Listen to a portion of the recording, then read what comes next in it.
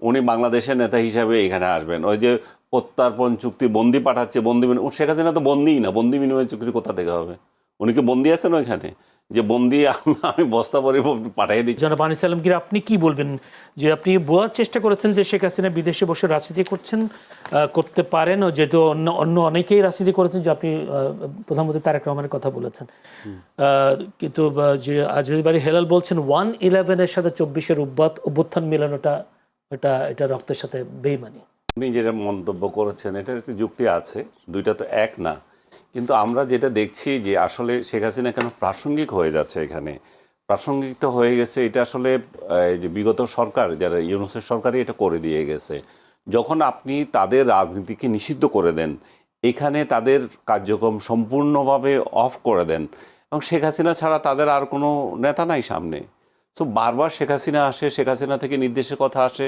এখন যদি রাজনীতিতে এমন হতো, পরাজিত শক্তি, পরাজিত রাজনৈতিক নেতা, সে গন কেস, তাকে নিয়ে চিন্তা নাই, কিন্তু রাজনৈতিক মতাদর্শ রয়ে গেছে, তাদের দল রয়ে গেছে, তারা তাদের মতো রাজনীতি করতে পারে। এখানে যারা অপরাধ করেছে তারা এখানে থাকবে না।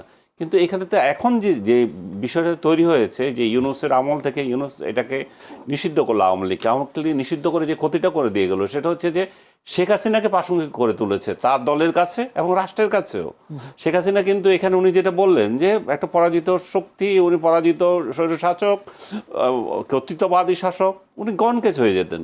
কিন্তু ওনাকে গনকেস করতে দেয় নাই ইউনূস, ওনাকে গনকেস করতে দিচ্ছে না বর্তমান সরকারও, কারণ তাদের দলটাকে নিষিদ্ধ করে রেখেছে, এবং শেখ হাসিনাও তার দলের নেতৃত্ব কোনো চেঞ্জ করছেন না, তো উনি আছেন। এবং শেখ হাসিনার একেবারে তৃণমূল থেকে শীর্ষ পর্যায়ে সবাই শেখ হাসিনার কথাই বলে। আপনি কি দেখছেন কখনো কোনো একটা নেতার মুখে শুনছেন যে আমরা শেখ হাসিনাকে চাই না, আমরা নতুন কাউকে চাই?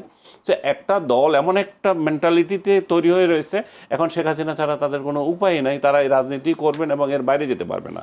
আমি আপনাকে এখানে আরেকটা জিনিস যোগ করতে চাই, যেহেতু আপনি আমাদের প্রধানমন্ত্রীর যে ব্রিক্স সম্মেলনে যোগ দেওয়ার প্রশ্ন বলেছেন, দেখেন ব্রিক্স সম্মেলনে যোগ দেওয়া খুবই নর্মাল একটা বিষয়। সেটাকে আমি যেটা বলতেছি, আমাদের এখানে কিছু কিছু লোক এটাকে বিকৃতভাবে এমনভাবে তৈরি করছে যে না, আমাদের বোধহয় আত্মমর্যাদা কিছু চলে যাচ্ছে, আমাদের প্রধানমন্ত্রীকে বোধহয় এখানে অপমান করা হচ্ছে। আমি মনে করি না। এখানে শেখ হাসিনাও এই ব্রিক্স এটা 2016 সালে একবার গোয়াতে যে সম্মেলন হলো, সেখানে ব্রিক্স সম্মেলনে উনি জয়েন করেছিলেন, এবং 2023 সালে জোহান্সবার্গে উনি